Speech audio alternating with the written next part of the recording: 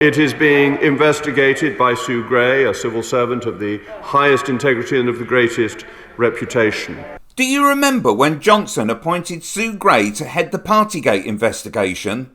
The Tory cabinet couldn't get enough of saying her name, how impartial she was, and brimming with integrity. But now she's been offered a plum job as the Chief of Staff in the Labour Party. The knives are out. Here's Jacob Rees-Mogg on GB News, typically contradicting himself. But her impartiality must now be brought into question. All of that, as you know, is the subject of a proper investigation by Sue Gray.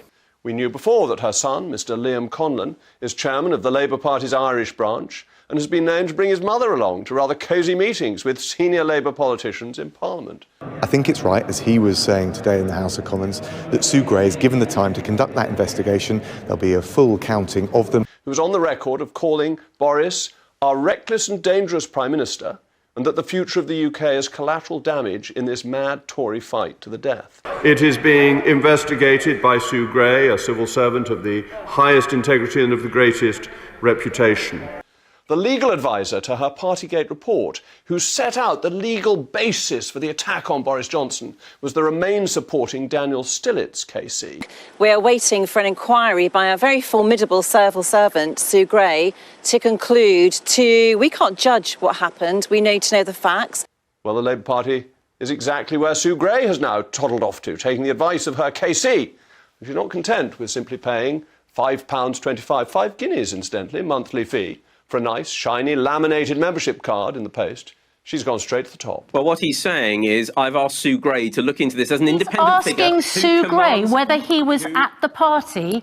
Sorry, that's not taking it seriously.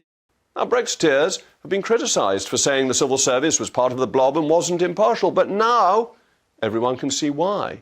It's not the Brexiteers who are politicising the civil service.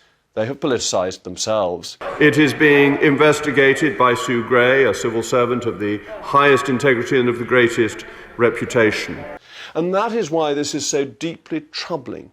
It is hard not to feel that she is being rewarded, offered a plum job for effectively destroying a Prime Minister, creating a coup. All of these matters are being investigated by Sue Gray, a brilliant civil servant, someone who will investigate without fear or favour. Click here for Rishi's Brexit blunder.